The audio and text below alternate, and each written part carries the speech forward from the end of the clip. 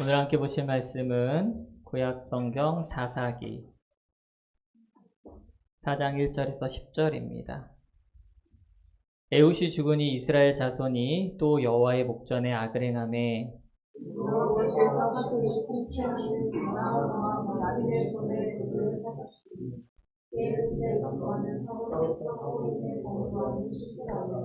야빈 왕은 철 병거 900대가 있어 20년 동안 이스라엘 자손을 심히 학대했으므로 이스라엘 자손이 여호와께 부르짖었더라.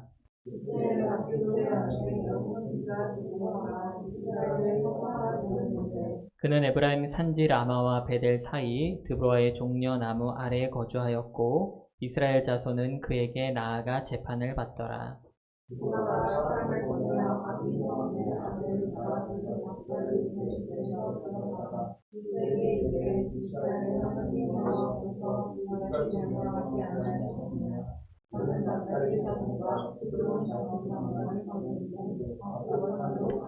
내가 야빈의 군대 장관 시스라와 그의 병거들과 그의 무리를 기손 강으로 이끌어 내게 이르게 하고 그를 내 손에 넘겨주리라 하셨느니라.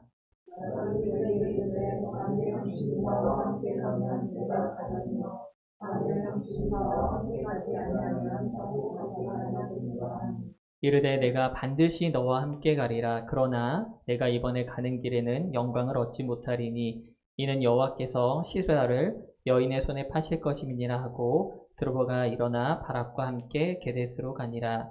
바락이 스불론과 납달리를 게데스로 부르니 만명이 그를 따라 올라가고 드보라도 그와 함께 올라가니라. 아멘. 오늘 본문은 4장 1절에서 10절을 읽었지만은 실제 이야기는 4장 전체, 5장 전체까지 같이 나눌 예정입니다. 참고하셔서 성경과 주보를 보시면서 같이 말씀을 나누면 참 좋겠습니다. 우리는 이제 지난주 왼손잡이 사사 에훗 이야기를 통해서 세상과 사회에서 소수자인 사람을 통해서도 하나님께서는 그 일을 행하신다는 것을 우리는 보았습니다. 에훗이 죽자 이스라엘 백성들은요, 다시 한번 하나님의 목전에 악을 행하고 그 결과로 이번엔 가나안 왕 야빈이 이스라엘 백성을 괴롭히기 시작합니다. 구체적으로 그의 군대 장관 시스라도 같이 이름이 오르게 됩니다. 야빈 왕은 철 병거가 무려 900대였고요. 그 힘으로 이스라엘을 무려 20년 동안이나 괴롭힙니다. 오늘 본문 보니까 그냥 괴롭힌 정도가 아니라 학대했다라고 나옵니다. 학대했다라고요. 여러분 느끼시나요? 우리가 지금 이번이 세 번째 죄악에 따른 핍박을 우리가 보고 있는데 그 기간이 점점 길어집니다. 첫 번째 사사였던 온니엘이 등장할 때는 8년 동안 괴롭힘을 당하고 있는 중이었고요. 에훗이 등장하기 전까지는 18년을 모압 왕을 섬기고 있었다고 성경을 설명합니다. 그런데 오늘 그 기간이 20년으로 늘어 있습니다. 철 병거 900대라는 숫자, 그리고 이 20년이라고 하는 기간은 이스라엘 백성들에게는 절대 이길 수 없는 거대한 장벽과 같은 느낌이었고 끝나지 않을 것 같은 고난과 고통의 시간을 의미합니다. 세계 2차 세계대전 중에 가장 끔찍한 현장을 꼽자면 아마 아우슈비츠 수용소일 것입니다. 아우슈비츠 수용소는 1940년에 지어져서 전쟁이 끝날 때까지 5년 동안 3차례 동안 확장이 되어서 유지가 되었습니다. 추정하기로는 이 전쟁을 통해서 유대인들이 600만 명이 죽었는데 그 중에 아우슈비츠 이 수용소에서 최소한 100만 명 이상이 죽었을 거라고 지금 알려져 있습니다. 그런데 이 수용소에서도요, 유난히 사망률이 높았던 시기가 있다고 합니다. 그 기간이 있다고 하는데 바로 언제냐면은 크리스마스부터 새해에 이르는 그 일주일 기간이 가장 사망률이 높았다고 합니다. 왜냐면은 이제 성탄절쯤 되면은 집으로 돌아갈 수 있지 않을까라는 그런 기대감을 갖는다는 거죠. 그런 희망을 막연하게 품고 있었지만은 새해가 지나고 연도가 바뀌었지만 아무런 변화가 없는 것을 보고 사람들의 삶의 의지가 꺾여 나갔기 때문에 유난히 그때 사망률이 높았다라고 합니다. 하지만 그 가운데 빅터 프랭클이라고 하는 사람만은 달랐습니다. 이 빅터 프랭클은 단 하루에 한 컵 주어지는 물 중에서요, 반 컵만 마시고 반 컵은 아끼고 남겨두었다가 세수를 했다고 합니다. 그 어려운 과정 가운데 그 힘든 곳에서 마시기도 아까울 물을 세수를 했다니요. 왜 그랬나 봤더니 그가 잘 보니까 독일군들이 사람들을 끌어다가 가스 수용소로 데려갈 때 가스 그 실로 데려갈 때 보니까 병들고 약한 사람을 데려갔다는 거죠. 그래서 그는 삶의 의지를 꺾지 않기 위해서 어떻게든 자신을 치장하고 자신의 얼굴을 닦아냈던 것입니다. 그리고 그는 그의 자서전에서 이렇게 늘 외쳤다고 합니다. 나는 살아남을 거야. 나에겐 놀라운 일이 있을 거야. 나는 이 땅에 태어난 목적이 분명히 있어 라면서 나에겐 소망이 있다며 그 스스로를 격려하고 힘을 내었다라고 합니다. 그렇게 희망을 버리지 않았기에 그는 그 죽음의 자리에서 살아나올 수 있었다고 합니다. 우리의 삶에도요, 때로는요, 이 철병거 900대 같은 상황, 그것이 우리 삶을 둘러싼 것 같은 상황이 있습니다. 그 기간이 20년처럼 정말 끝나지 않을 것 같은 긴 시간 같은 그런 터널을 지날 것 같은 그런 상황에 놓여 있을 수도 있습니다. 그것이 오늘 본문에 나온 이 이스라엘 백성들 자기들의 죄 때문일 수도 있고요. 또는 의로운 사람이었던 욥처럼 자기 자신의 문제가 아니라 외부적인 어떤 상황 때문에 뜻하지 않게 놓일 수도 있습니다. 우리 그리스도인들은 그런 상황에 놓였을 적에 어떻게 해야 될까요? 그저 그 문제점을 보느라 고개를 숙이고 눈을 내리깔고 있는 것이 아닙니다. 그렇게 해서는 문제가 해결되지 않습니다. 그리스도인들에게 필요한 희망과 소망은 오직 하늘에 계신 하나님뿐인 줄 우리는 믿습니다. 그렇기 때문에 고개를 들고 소망을 하늘에 두어야 한다는 것이죠. 절망에 빠진 시편 기자는 언제나 더 이상 바랄 수 없는 것 같은 상황에서도 자신의 영혼을 향해서 계속 얘기합니다. 나의 영혼아 잠잠히 하나님만 바라라. 나의 소망이 그에게서 나오는도다. 이스라엘 백성들이 이 학대 가운데 신음할 때 정말 소망이 없는 것 같은 그 상황에서도 하나님은 다시 한번 자기 백성을 기억하시며 그 백성들을 구원해 나가십니다. 오늘 하나님은요, 또 다른 소수자로 볼 수 있는 여자 한 명을 세우십니다. 바로 랍비돗의 아내인 여자 선지자 드보라입니다. 드보라는 성경에서 표현하기로 이스라엘 백성의 사사가 되어서 그녀 앞으로 나오는 이스라엘 백성들의 문제점들을 해결해 주었다고 합니다. 재판을 했다고 하죠. 그리고 하나님은 그녀를 통해서 또한 아비노함의 아들인 바락을 부르시고 야빈의 군대 장관인 시스라에 맞서서 이스라엘의 군대 장관으로 그를 세우십니다. 그리고 7절에 이렇게 약속하십니다. 사사기 4장 7절입니다.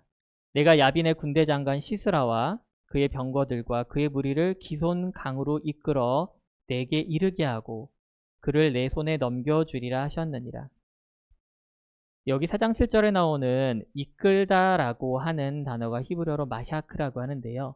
이 단어는 잡아당기다, 끌어오다라는 의미가 있습니다. 그러니까 이 4장 7절을 통해 하나님께 이렇게 말씀하시는 거예요. 내가 이끌겠다고, 내가 끌어오겠다고. 하나님이 부르신 드보라나 바락을 통해서 너희들이 이 앞까지 끌고 와. 그 다음에 내가 처리할 게 이게 아니라는 거예요. 결국 하나님께서 시스라의 군대를 직접 데려오시고 끌고 오시겠다는 겁니다. 하나님이 직접 이 전쟁에 개입하시겠다라고는 굳은 의지를 보여주시는 장면입니다. 그런데 바로 다음 절인 8절에서 바락은 또 이렇게 얘기하죠. 만일 당신이 나와 함께 가면 내가 가려니와. 누구한테 한 얘기일까요? 바로 드보라입니다. 드보라가 이렇게 또 대답합니다. 바로 9절입니다. 내가 반드시 너와 함께 가리라. 그러나 내가 이번에 가는 길에서는 영광을 얻지 못하리니. 결국 전쟁에 승리해요. 근데 그 승리에 대한 영광을 군대 장관인 바락이 얻지 못합니다. 도리어 한 여인에게 그 영광이 돌아가는 장면을 우리는 뒤의 내용에서 알 수 있습니다. 바락은요, 이곳에서 분명히 하나님께서 4장 7절을 말씀하셨는데 그는 눈에 보이지 않는 하나님의 이끄심을 믿지 못했던 겁니다. 도리어 내 눈앞에 있는 사사 드보라를 의지했던 거예요. 많은 사람들이 드보라를요, 굉장히 존중하고 존경했습니다. 바락도 그걸 알았기 때문에 그녀의 부르심에 단번에 달려온 것이죠. 이 지점에서 바로 바락의 실패가 있다는 겁니다. 눈에 보이는 철병거 900대와 이 20년이라고 하는 시간이 그의 눈을 가리워버린 겁니다. 정확하게는 영적 눈을 가리운 것이죠. 분명히 이집트에서 구원하신 그 하나님, 광야라는 그 척박한 땅을 40년 동안 털끝 하나 닿지 않게끔 인도하신 그 하나님, 그리고 바로 얼마 전 여리고성을 무너뜨리신 그 하나님에 대해서 그가 영적 눈이 가리워졌다는 겁니다. 그럼에도 불구하고 하나님께서는 드보라를 또한 바락을 통해서 하나님의 전쟁을 하나님의 방식대로 이끌어 가십니다.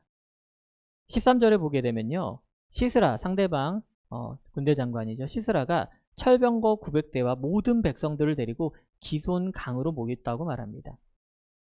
바락이 군사를 이끌고요, 바락은 다볼산으로 올라가 있는데 이 다볼산에 올라갔다는 소식을 듣자마자 시스라가 온 군인들을 데리고서는 이 전투 준비를 해서 이 기손강 근처에 온 거예요. 이게 바로 전략적 위치였기 때문입니다.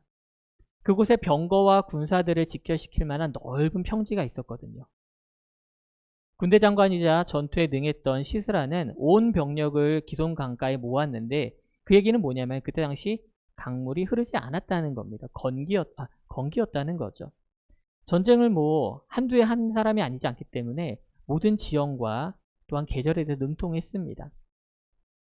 그곳이 만일 우겼다면 물이 흘렀을 테고 주변에 진흙탕으로 변했기 때문에 병거들이나 또한 군대들이 전투하기 너무나도 불리한 상황이었기 때문입니다. 이제 상대적으로 병력이 열세인 바락과 이스라엘은 다볼산에 올라 있고 시스라는 그 밑에 있는 기손 강가에 진쳤기 때문에 상당히 유리한 상태였습니다. 하지만 이 모든 것은 하나님의 계획 아래 있었던 것이었습니다. 4장 14절 말씀 보면은 이렇게 나옵니다. 드보라가 바라기에게 말하였다. 자, 가십시오.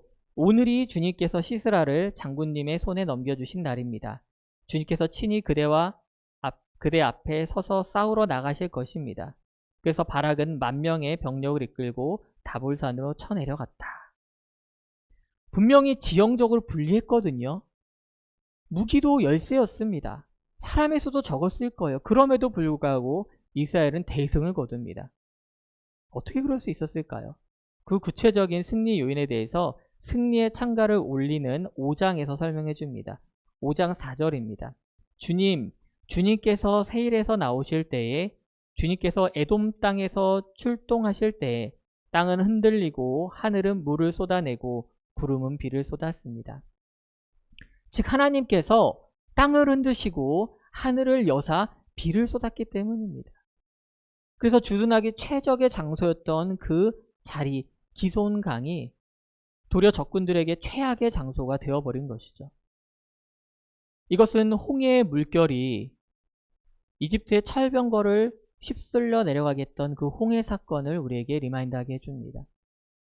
이제는 잊은 줄 알았던 아주 오래전 그 선조들에게 일어났던 그 기적을 베푸신 하나님이 바로 오늘 이 자리에 있는 이스라엘 백성들에게 다시 한번 보여주셨다는 겁니다.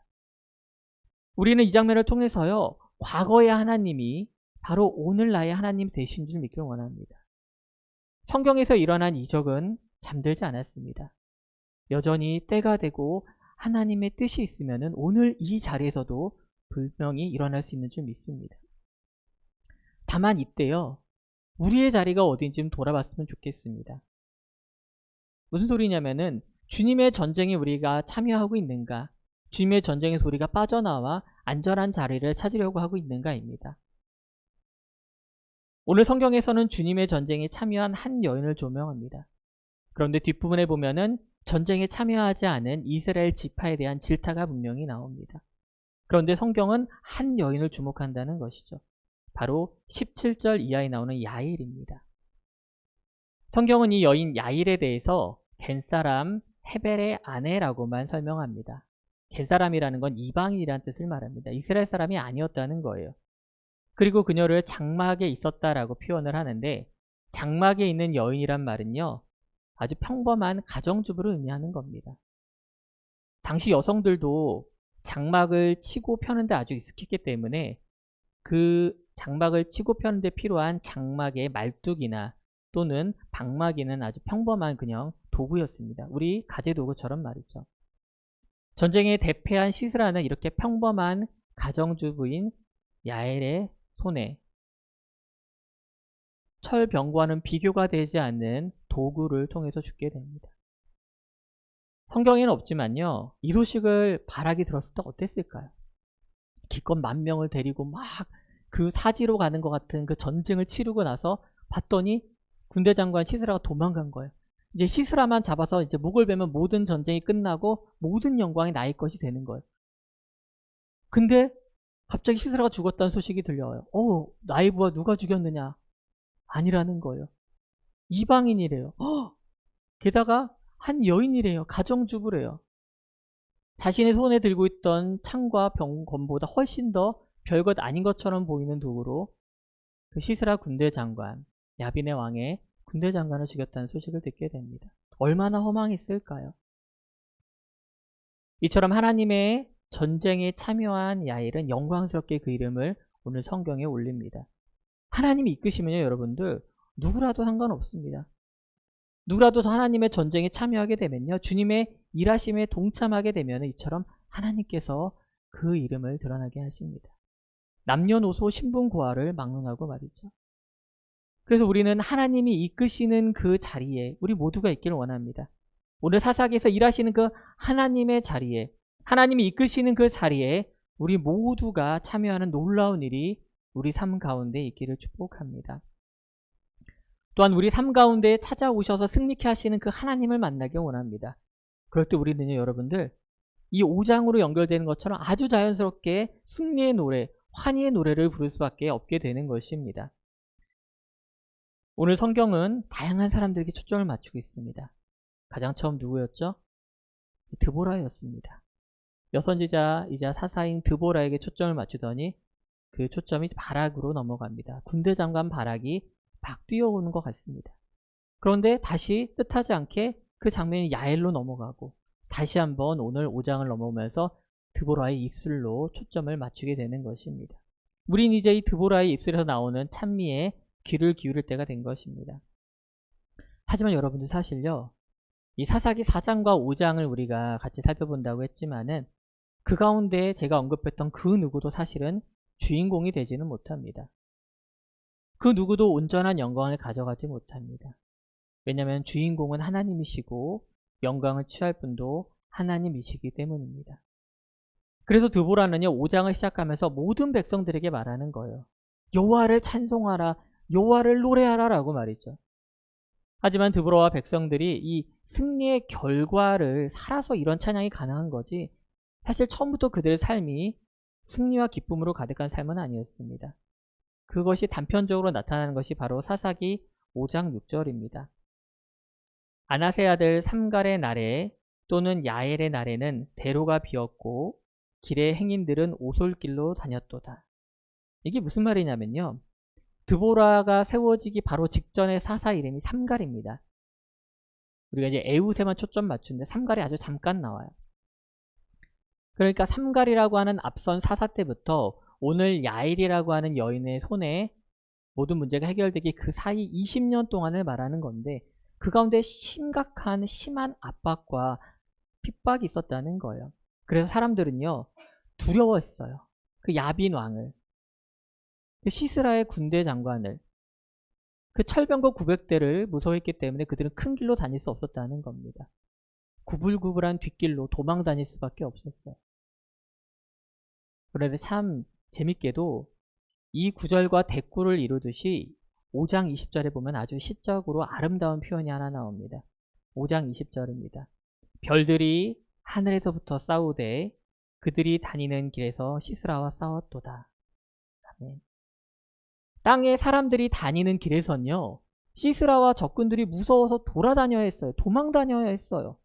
그런데 별들이 하늘에서 싸우기 시작하더니 그들이 다니는 길에서 시스라와 싸워 승리합니다. 바로 하나님의 천군 천사가 도리어 그 길을 지배하고 점령하여서 전쟁을 이겼다는 것이죠. 그래서 전쟁의 승리의 어떤 쾌감과 기쁨이 최고조에 오른 12절에 보면요, 드보라는 스스로에게 또한 바락에게 이렇게 외칩니다. 우리 5장 12절 말씀은 같이 한번 읽어보도록 할까요? 사사기 5장 12절입니다. 시작. 깰지어다 깰지어다 드보라여 깰지어다 깰지어다 너는 노래할지어다 일어날지어다 바라기여 아비노함의 아들이여 내가 사로잡은 자를 끌고 갈지어다. 아멘. 결국 오늘 말씀은 우리에게 이렇게 말씀하는 겁니다. 여호와 앞에서 깨어나십시오. 깨어나 여호와 하나님을 노래하십시오. 여호와 하나님 앞에서 일어나십시오. 일어나서 그 이름을 높이 외치십시오. 라고 그렇게 우리에게 오늘 말씀을 해주시고 계시는 겁니다. 사사기를 보게 되면 우리는 마치 그 안에서 발견되는 죄악의 쳇바퀴 가운데 빠져서 너무 고통스러우며 우리의 면면을 바라보는 것 같습니다. 하지만 성경은 거기서 끝나지 않습니다. 분명히 사사기가 반복되는 죄악 가운데 그 반복되는 것 이상의 힘으로 바로 하나님을 발견하게끔 우리에게 조명해주고 있는 줄 믿습니다. 이 지긋지긋한 죄악의 사슬을 하나님의 크신 손으로 끊어내어 버리시고 멈추지 않는 그 사랑으로 우리를 그 자리에서 구원하시는 그 하나님을 우리는 만나야 합니다. 우리의 삶의 지금 모습이 현재 어떠할지라도 어떤 모습일지라도 어떤 상황일지라도 상관없습니다. 여러분들. 내 모습과 상관없이 자기 백성을 끝까지 사랑하시는 그 하나님의 사랑이 있기 때문입니다. 그렇게 인격적으로 1대1로 바로 내 삶의 자리에서 하나님을 만날 때 우리는 깨어날 수밖에 없다는 거예요. 노래할 수밖에 없고 여러분들 일어날 수밖에 없다라는 겁니다. 그것이 우리가 보일 수밖에 없는 반응인 줄 믿습니다. 하나님을 인정하고 그분이 나의 삶의 자리에서 승리의 하나님이 되어주신 줄 믿으시기 원합니다. 오늘 드보라를 통해 바락을 통해 그 야엘을 통해 하나님께서 하나님의 때에 하나님의 방법으로 우리 가운데 입술을 통해 찬양을 고백하게 하신 줄 믿습니다. 우리의 삶의 자리에서 언제나 이 승리의 하나님을 만나시는 우리 모두가 되기를 주님의 이름으로 축복합니다.